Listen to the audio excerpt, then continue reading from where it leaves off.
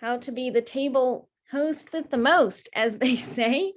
Yeah, as I said once, but my name is Kit Anderson. I work for Civic Lex. We're a nonprofit civic education and kind of democracy building organization.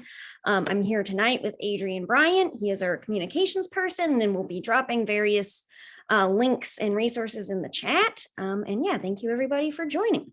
We're here to talk about On the Table, believe it or not. So background information. This is a training for people who have registered or intend to register to host for On the Table, which is this April 10th through 16th. If that doesn't sound familiar to you, or you were thinking this was just a general information session, that's totally fine. You can stick around if you want to, or you can check out ottlex.org, where there's some more general resources available.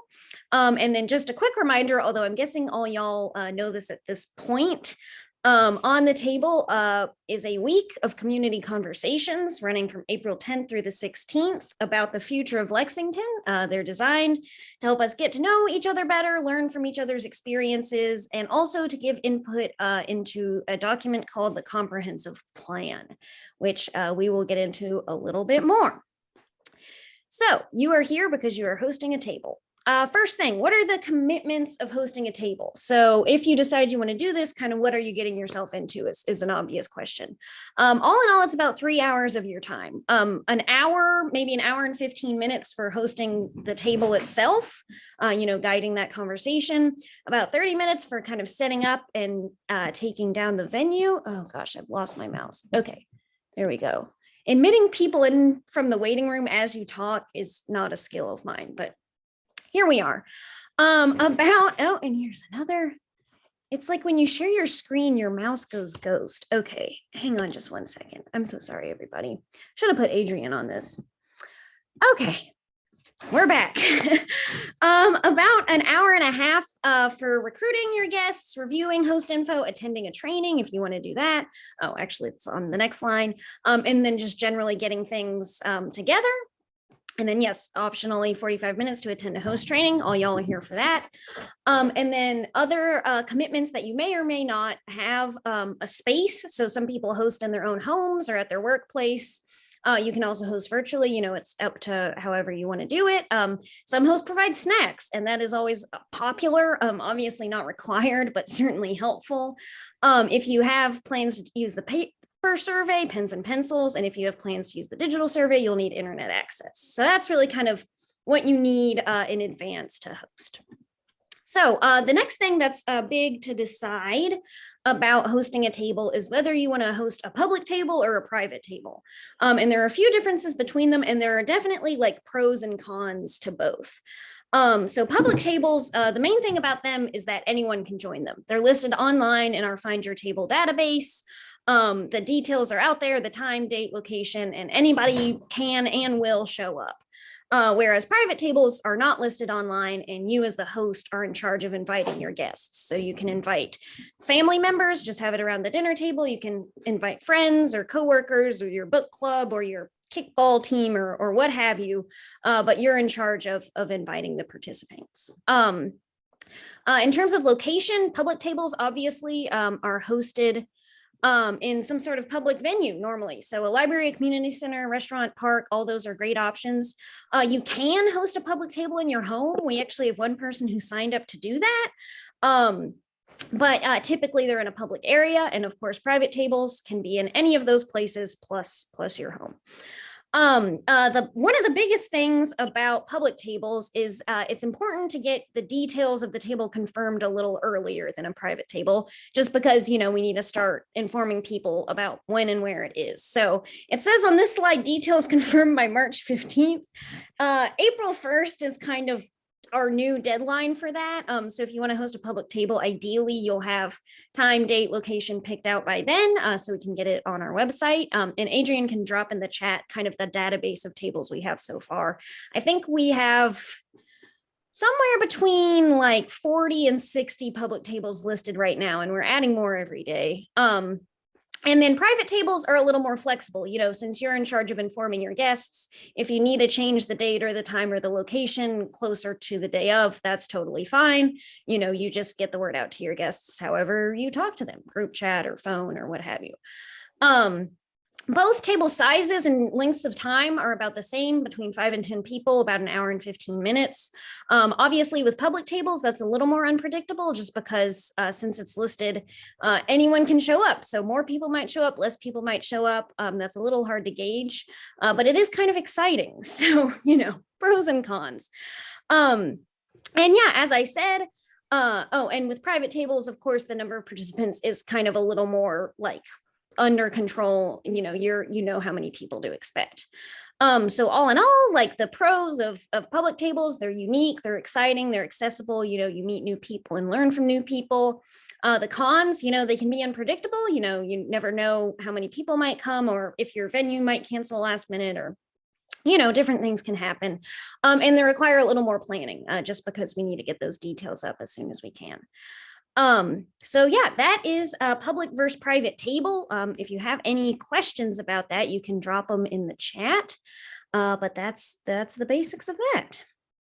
So whether you're hosting a public or a private table, what do you need to do next? So confirm your time and place. I know I'm kind of saying that over and over again. It's very much what I'm focused on right now. But yeah, if you have a public table, make sure to notify us.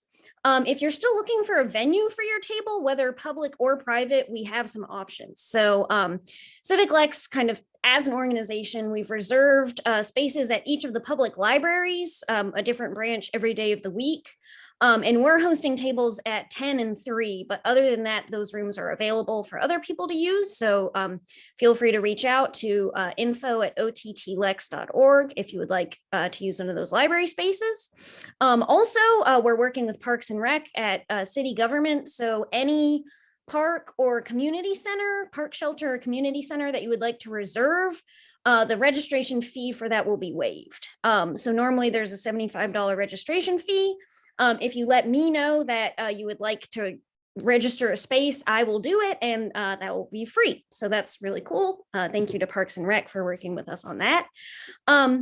And also we're working on recruiting different restaurants to be hosting venues. So far we have the Good Foods Co-op, Doodles, West 6, DV8, Wilson's Deli, likely the Southern Deli. We're kind of adding more to that list.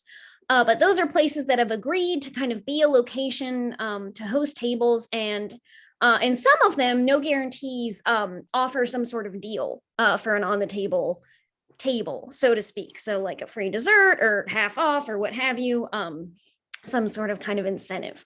So if you're interested in one of those, again, just reach out to me. info@ottlex.org or just kit@civiclex.org. Adrian, if you can drop both those in the chat, that would be great. But yeah, those are some options for where you might have your table. And then, of course, the next step is to start inviting people from any kind of walk of life or category that you'd like to. Yeah, I am going to mute.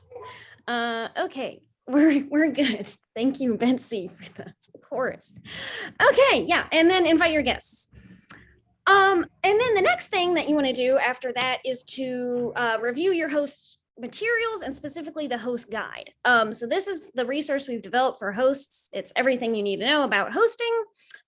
It's available online right now at ottlex.org/materials. We also have paper copies that you can pick up, and starting on April 1 will be available for pickup in all 4 YMCAs and the Central Library. If you would like a paper copy. It covers kind of everything you need to know about hosting. It's designed and written so that someone can pick it up and host a table with kind of like no prior training or knowledge or anything like that. So there's background information, information on how to plan your table, kind of what I just covered, tips for facilitation, which we will also get into, an actual script for the conversation. So if that's what you're the most comfortable using, you can literally read word for word, the welcome, take the survey, the first question, etc. You can go through, and then some resources for follow-up. So that's a, really important resource for hosts, and make sure everybody should make sure to check that out. We also have the host guide. It will be available in 5 languages. So English, Spanish, French, Swahili, and Arabic. So if yourself or anyone else needs a different language version, please reach out to me. Those translations are very nearly complete, but they are coming soon.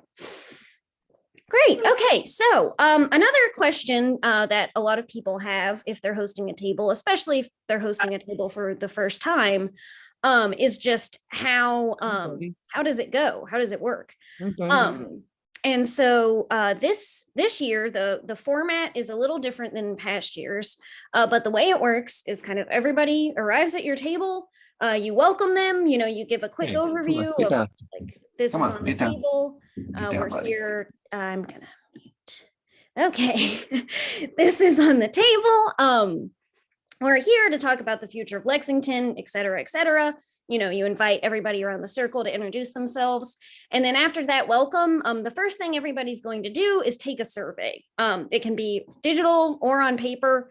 We prefer people use the online one just because that way we don't have to transcribe the responses, but paper is totally fine.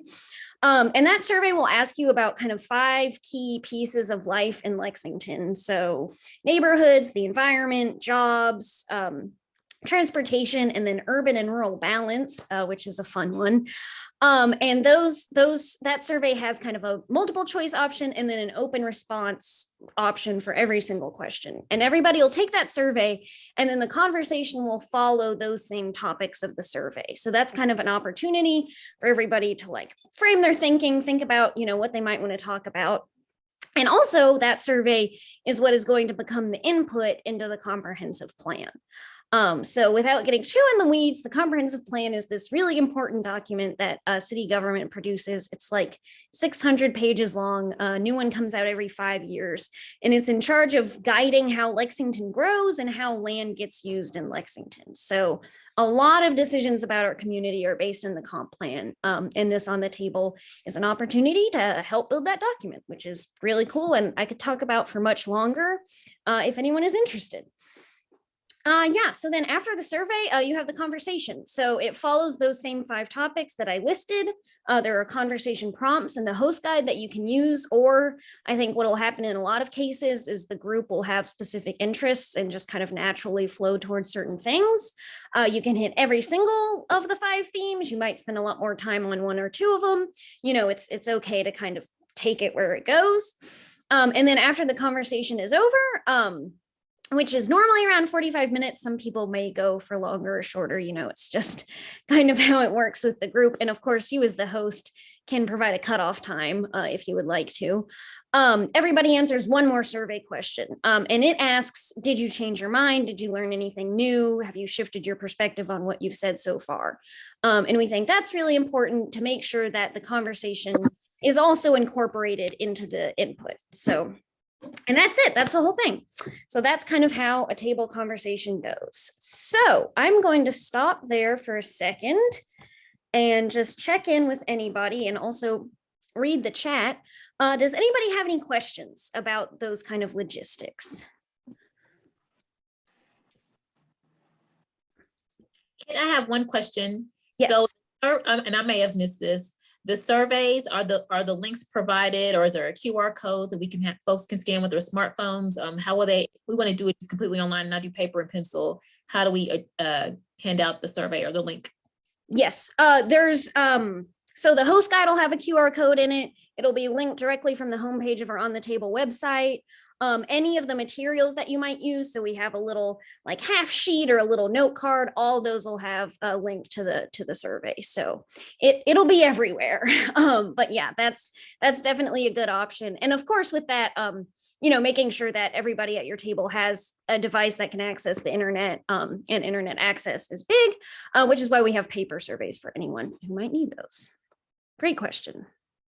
Any other questions about kind of the logistics of all this? Yes, Dr. Denny. So you talked about people get there, you introduce everyone, they take the survey through the QR code or paper, you have those available. Yes. And then there's discussion. Is there a second QR code for the final survey question? And does that final survey question show up on the paper pencil one, or is there another form I have to hand them? Yes, great question. So yeah, kind of working my way back on the paper survey, that final question is just at the very end of the paper survey. It's just at the bottom, kind of like there's a line and then it's like, okay, after the conversation, do you want to share anything else? For the digital version, it is another QR code that'll be in the host guide in the materials on the website. And also the end of the first survey will have a link to the second question. Does that make sense? I'm sorry, I didn't phrase that very well. But yes, it is. It's separate digitally just because we don't want people to have to keep the survey open for the whole conversation.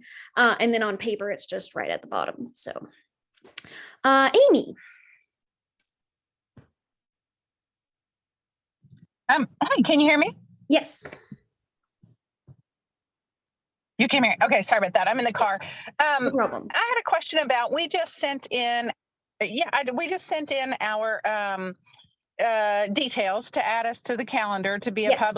public table setting at LexArts. So I think that'll be fun. I was wanting to try to get registration or RSVPs, and we're open to public, but I was wanting to do that. But I was kind of trying to avoid setting up an Eventbrite or anything like that. Because I looked at the ones that are out there now, if we just had to RSVP, click here, and it just sends us an email saying I'm coming. Can we give you that, like, kind of already what's it called, like an embedded email, so that literally they can just click the link and it's just gonna send a note to us saying, Yeah, absolutely. email I can from do them. a mail to link on our website that'll have like a pre-filled out like subject line and body Okay, text. perfect. That's exactly what I was trying to ask. Not very well. Yes. No, yeah, totally fine. Yeah, the registration question, I'm glad you brought that up. I would love to be able to have like a centralized registration for all the public tables, but essentially my boss was like, no, that is way too complicated to manage. But I think registration is really useful, just for getting an estimate of how many people are coming to your table. So if you want to use an Eventbrite link or a mail to link or an add to your calendar link, anything like that, you just send me the link and I will add it to the listing. We just can't control it on our end, unfortunately. And that goes the same for private tables. If you want your private table guests to register, you can absolutely send them a link. Any other questions about kind of the logistics of hosting a table or how it all is going to work? We got a question in the chat that I answered, but I just want to speak it aloud for anyone who's not paying attention to the chat. There's a question that said, are we expected to provide food? If so, what kind? And I just wanted to clarify that food is not at all expected nor required. It's just a nice little treat to maybe entice some participants to show up, but you definitely do not have to do that if you don't want. Yes, that is correct. Thank you, Adrienne. I missed that. And yeah, and actually, you would not believe how many people have asked me if there is food required at these tables. So I'm attempting to keep track of which tables are offering snacks in our database. They're like tagged snacks. But that's, it's all kind of in flux. So it is certainly not required. Of course, if you host at a restaurant, that makes it a lot easier. But yeah, thank you, Adrienne. Okay, great. So the second half of this host training is going to be about facilitation and about guiding a conversation and managing different personalities and that sort of thing. And I will say I'm not an expert on facilitation. Our executive director, Richard, very much is an expert, and I worked with him developing these resources. Yeah, we're gonna kind of just go into it, and please feel free to ask any questions or ask for any clarification, or if something just doesn't make sense to you. But yeah, we're just gonna kind of give it a shot. So here we go. So part 2, basics of facilitation. So what is a facilitator? Good place to start. Facilitation and like being a facilitator sounds kind of intimidating. It did to me at first. But I think of it as just a way to make sure that everyone at your table feels comfortable and welcomed. And that's important because that is how people will be the most likely to share things about themselves and to think about their community and to kind of engage with the table kind of to the maximum level, if you will. So there are a lot of ways that facilitators can do that and try to maintain that energy. Some of them include setting and sticking to ground rules. So at the beginning of the conversation, kind of telling people, this is what we're going to do. I will enforce it, so stay in line. I don't know. You can say that if you want to, but kind of setting ground rules so everybody knows what to expect. Another big part of being a facilitator is making sure that everybody has space to speak. So keeping track of who is talking how much and who might need to contribute more or less. We'll get more into that here in a minute. And then another big one is just helping to keep the conversation on track. So of course, on the table conversations can vary widely across the 5 themes of the comp plan and across a range of experiences in Lexington. But if you end up talking about I don't know, pop music or popcorn or something, kind of helping to guide the conversation back towards the topics at hand. So how should you prepare to facilitate? How should you prepare to be a facilitator? A big one is to read the host guide, both to read the tips and tricks in there and to get a sense of the script of how a conversation is going to flow. You start with an introduction, you tell people to take the survey, you guide from the conversation prompts. All of that is outlined in the host guide. So that's a great way to kind of get an idea of how things might go. There are also other resources on the FAQ and facilitation page of our website, which Adrian can drop in the chat, but there's plenty of content on there. If you're nervous, or maybe if it's your first time hosting, you can consider a trial run with family or friends, where you just try to guide them through a conversation. It doesn't have to be about on the table topics. It can be about anything. And if you're, want a challenge, you can always ask them to be difficult or to personify kind of different difficult personalities that you might encounter. And then another thing that can be really helpful with facilitation, specifically for on the table, is just to read up a little about on the table and about the comp plan. Because of course, no one is going to be an expert on this. I'm not even an expert on it, but having a little bit of familiarity about what on the table is, how a comp plan is organized, what sorts of themes it covers, can be helpful for your guests to just have a little background knowledge. Great. So setting the table, kind of once everybody arrives, once you're prepared and the day comes, what are the first things you want to do? So as I've said, you welcome, you give an overview of the plan for the conversation. So again, starts with the survey, have a conversation, do one more question. Setting ground rules. Obviously, these are not required and you can kind of pick what you think will suit your own style and your own conversation. But some good ideas for ground rules to set are for everybody to be kind and respectful and to remember that this conversation is a dialogue and not a debate. That's a big one for us. So this is not about proving someone right or wrong. It is about just hearing from other people and learning from their experiences. Another really important ground rule to set, and it's useful to set it at the beginning, so if you have to use it later on, there's kind of a precedent, is just that everybody gets an opportunity to speak. So if someone is not talking a lot or talking too much, you might intervene and try to bring new voices to the table. Another important ground rule, especially kind of sometimes the civic lex and various crowds, is that if anybody at your table knows a lot about a topic, what if you have an urban planner at your table or an engineer or a professor, make sure to tell them not to use a bunch of technical language and jargon and acronyms and what have you, so that they're speaking in a way that everybody can understand. Another big one, speak only from your own experience and perspectives. Don't speak for other people. And then when someone tells you something about their own experience, believe them. So those two kind of go hand in hand. On the table is not about being an expert. It's about sharing what you know and what you have experienced in Lexington and learning from other people who are doing the same. So that's kind of a good way to start out your conversation. Then during the conversation, again, speak clearly, try to avoid jargon. That just kind of helps across the board. I think our official facilitation tips on our website say to speak clearly and slowly. I think it's maybe good to slow down your pace a little, but the way I read that, obviously you don't have to speak in slow motion or anything, but just speaking in a way that everybody can understand. When I facilitate, I imagine that my dad, who is 73 and pretty deaf, is in the room. And so I'm speaking in a way that even he will be able to hear.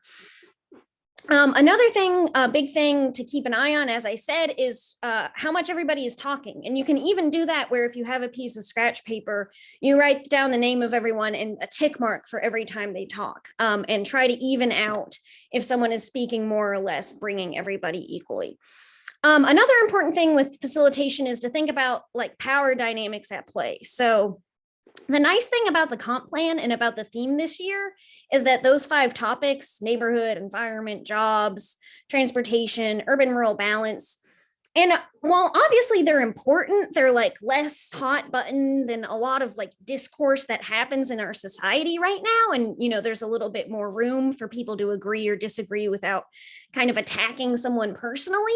But it's still very possible that people will feel more or less comfortable sharing on something because of many factors, including their personality, expertise, race, class, political affiliation, gender, nationality, religion. There's a lot of factors that contribute to how someone is sharing.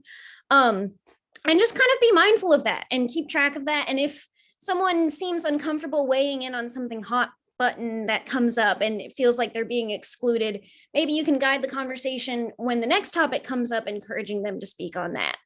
And finally, a really important tip that I like to use is to look for and emphasize any connections, kind of whether likely or unlikely. So if 2 people are disagreeing, but you notice that like one thing that they've said matches up, you can bring that up. You can say, like, Adrian, I noticed that just like Dr. Denny, you think that traffic is annoying. Like, tell me more about that. Like, there are options as the facilitator for you to kind of bridge gaps. Another one that I don't think I included on these slides, but is really big for on the table, is don't be afraid to share yourself. I think formally with facilitators, like elsewhere, a facilitator isn't really supposed to share their own like opinion or experience, but that is not the case with on the table. You are absolutely supposed to share yourself, and it can actually be helpful to do so and kind of model, being vulnerable or being thoughtful about how you're speaking. So that's a really good thing to kind of kick things off. Further during the conversation, try to listen to and affirm people and make space for difference. So no matter what someone says, even if it's totally off the wall, try to find something positive and useful in it. So if you have someone at your table who goes on like a 10-minute rant about, I don't know, the squirrels that are chewing their electrical wires that stopped their TV service during the basketball game, et cetera, you can say, okay, it's interesting that you bring up wildlife. Like, how do you think that, green spaces are impacted by this? And, do you think our city should have more or less green spaces? Something like that, like everything that something says, try to find, something that relates to the conversation within it. If a disagreement comes up, which they of course will, make sure that I won't even say both because there could be 3 or 4 sides to a disagreement. Each side gets to express their thoughts and opinions, and does so fairly and without personally attacking anyone, and look for common ground between those points. And then another really important tip, especially if things get heated, but also just anyways, don't be afraid to take a break. Just take 2 or 3 minutes to stretch or, have a snack or go refill your coffee or what have you, which can both kind of bring up energy if people are starting to drag or bring down energy if people are starting to get heated. So it's helpful either way. And then finally, a couple tips on nonverbal facilitation, which is something I honestly had never thought about before I was preparing this training. Oh, I left off a line on this slide. I apologize. Look around the whole group, and the second part of that is supposed to say don't focus too much on one person. So, try to make sure you're giving equal attention. It's helpful to stand up at the beginning of the conversation when you're doing kind of your welcome, just to ground people and like kind of establish your role as a facilitator. Try not to fidget too much. That's a tough one for me. I'm a huge fidgeter, but in general, if you have a nervous energy, that might kind of spread to the group. And yeah, again, use gestures to keep things interesting, which I realize those are like contrasting, like don't fidget, but do use gestures. But I think, everybody understands the difference between like nervous motion and just like a gesture. And again, don't be afraid to take a break. So with that, we're gonna take another break there before going to our last thing, which is managing personality types. Does anybody have any questions or comments or concerns with those facilitation tips so far? And I know that's a lot of information. They're all available on the website if you want to review them kind of at your own speed at ottlex.org/facilitation, I believe. Any questions? Do I sound crazy? Like, do y'all think this would even remotely work? Because honestly, who's to say? You don't sound crazy. Great, that's a win. I think it's going to be when we get there and actually have to do it, because this is my first time doing on the table. I've Mhm. also lived in Lexington 19 months. Even though I grew up in Kentucky, I've only been in Lexington 19 months. And so this is an opportunity for me to hear what people have to say and learn more about Lexington, and a way for me to say to Lexington, here's some things out of my experience I notice are missing. So I'm excited about that. And I think it's going to, if you invite the right people to the table that like to talk and really be engaged, I think it's going to be great.